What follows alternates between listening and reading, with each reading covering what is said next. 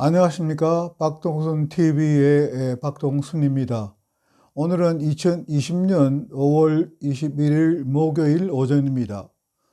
오늘은 정부 보조금과 민간기부금을 불법으로 사용한 혐의를 받고 있는 윤미향 전 정의기억연대 이사장, 현재 민주시민당 비례대표 국회의원 당선자에 관해 말씀드리려고 합니다. 윤미향은 어제 대구로 내려가서 윤미향의 보조금 불법 이용 사건을 폭로한 이용수 할머니를 만나 무릎을 꿇고 사죄했다고 합니다. 이에 대해 이용수 할머니는 오는 25일 기자회견을 가질 예정이며 이 자리에 윤미향을 초청했다고 합니다. 이용수 할머니는 지난 5월 7일 윤미향의 비리를 폭로하는 기자회견에서 윤미향과의 화해는 있을 수 없다고 선언한 바 있습니다. 따라서 이 할머니와 윤향미의 만남은 누군가 영향력 있는 사람이 배후에서 두 사람의 만남을 주선하지 않고는 있을 수 없었을 것입니다. 그러므로 이 할머니는 25일 기자회견에서 윤미향의 비리 혐의를 부인까지는 아니더라도 그 비리를 상당히 완화하는 그런 말을 할 것으로 예상할 수 있습니다. 청와대는 윤미향과 아무 관계가 없다고 말했는데 과연 국민이 이 말을 믿을 수 있을지 의문이 듭니다.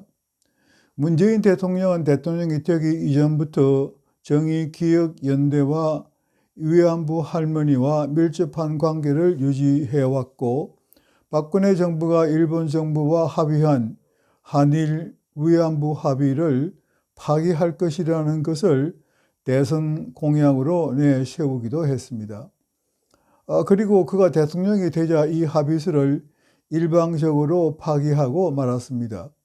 외교 관례상 또 국제법상 있을 수 없는 일을 행한 것입니다. 박근혜 전 대통령 시절 한국 정부와 일본 정부는 위안부 문제를 최종적으로 그리고 돌이킬 수 없는, 즉 불가사역적으로 해결하기로 합의하고, 일본 정부는 위안부 문제에 대해 한국 정부의 사죄를 표명하고 일본 정부 예산에서 10억 원을 출연하기로 합의를 했습니다. 그리고 문재인 대통령은 대통령이 전에 정의연이 주최하는 수요 집회에 가서 이용수 할머니와 악수를 하기도 했습니다. 문재인 대통령은 대통령이 된 이후에도 청와대로 이용수 할머니를 초청하거나 3.1절이나 8.15 기념식에 초청하기도 했습니다. 문 대통령은 또한 자신이 대통령이 된 이후 2018년 윤미향과 이용수 할머니 등 위안부 할머니들을 청와대로 초청하여 만찬을 베풀기도 했습니다. 이 모든 것은 문재인 대통령이 정의기억연대와 위안부 할머니를 자신의 반일 정책을 위해 이용한 것이라고 할 수 있을 것입니다. 이렇게 보면 문재인 대통령과 정의기억연대와 윤미향은 반일을 위한 이익 공동체라고 또 할 수 있을 것입니다. 정의기억연대가 무엇입니까? 이들은 위안부 할머니를 앞세워 반일 운동을 전개하고 있는 정치단체입니다. 반일을 위해 수요일마다 일본 대사관 앞에서 집회를 개최하고 이 집회에 나온 어린 학생들로부터도 기부금을 받아왔습니다. 정의기억연대는 또 일본 대사관 앞과 전국 방방 곳곳에 약 130여 개의 위안부 소년상을 세워 반일 감정을 부추기고 있는 단체입니다. 건국 대통령, 이승만 대통령의 동상 하나도 세우지 못하고 있는 나라로서 부끄럽기 짝이 없고 창피한 일입니다. 문재인 정권 출범 이후 정부는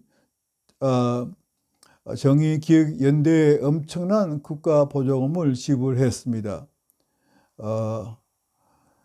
정의기억연대가 국회에 제출한 자료에 의하면 그들은 문재인 정부 발족 이후 19억 원에 달하는 보조금을 정부와 지방자치단체로부터 지원받았다고 합니다.